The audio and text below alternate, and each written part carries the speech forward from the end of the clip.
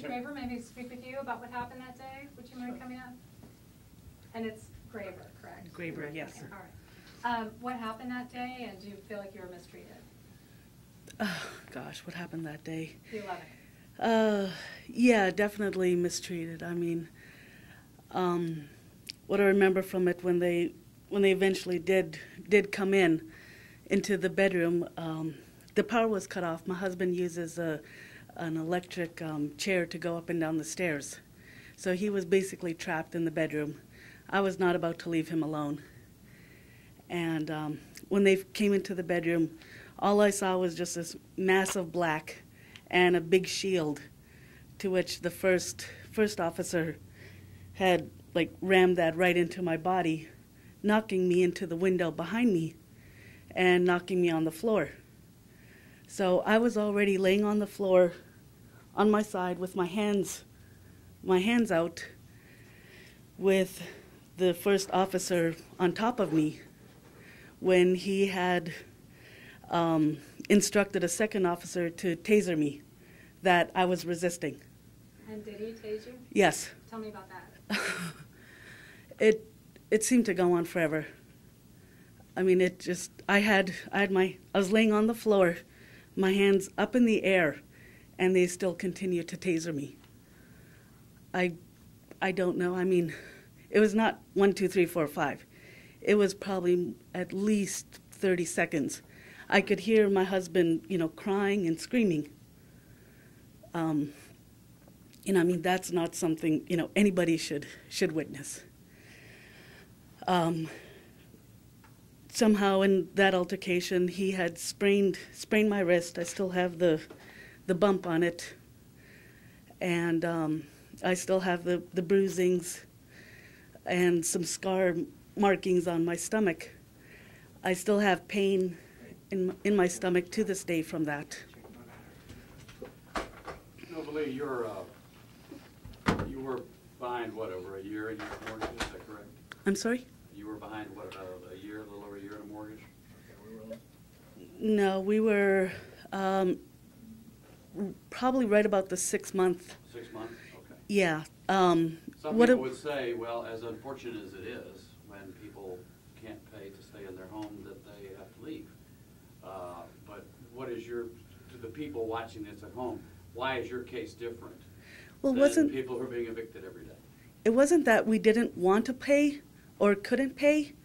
It was when he finally got his disability, or we got notification of when his disability would start.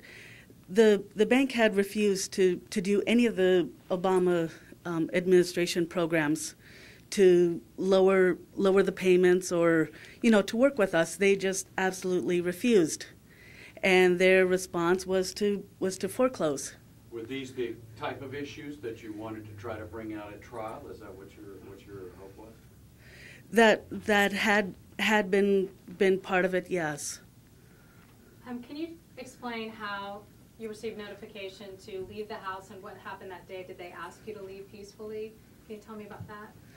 You must have received an eviction notice. No, the only notice that was ever put on our door was the original to appear in court back in November, and we had gotten nothing in the mail from the court, on any judgment or any writ or anything. Absolutely nothing came in the mail. We had no clue that was happening that morning.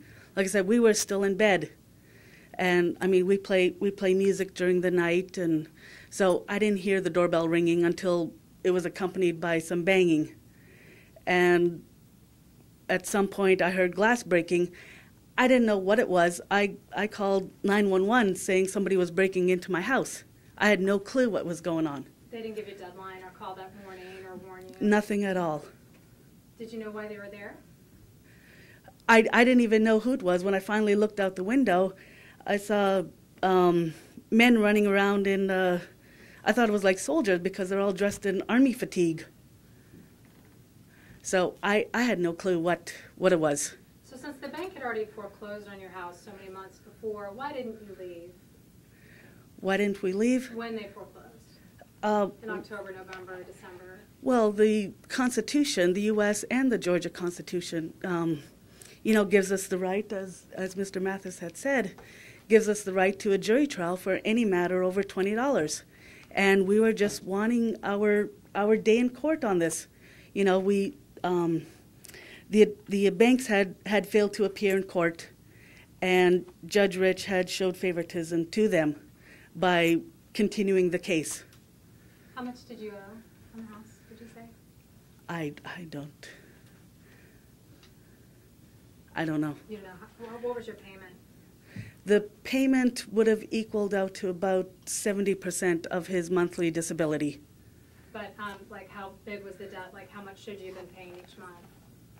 What we should have been paying was about $1,300. Times 6 would be your debt, so. Yeah. Okay. Thank you. Okay.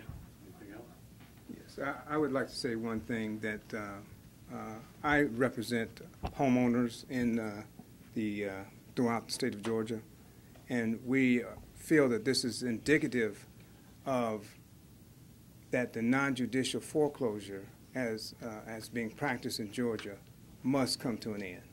We like to see that these foreclosures are judicially supervised, that the trial by jury is mandated, that there is really no law in Georgia that mandates a non-judicial foreclosure. So we like to see the state legislators, with the help of the NAACP and other groups, AARP, and all these other senior groups and the disabled groups, to ensure that the public citizens and homeowners get their just due in court on these issues, because these are very complex issues. It's not just about not paying the debt. Many times the assignments by the banks are wrong and incorrect, okay?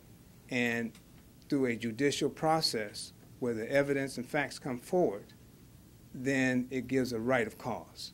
So this is all the Grabers or any other homeowners want in Georgia, is the right to be heard in court and not be railroaded under the assumption that you didn't pay the debt, so you must move out. The laws are more complex than that, okay? The banks have to prove that they've done everything, they've complied to the law, and that the citizens and homeowners and title holders have their proper defenses in court.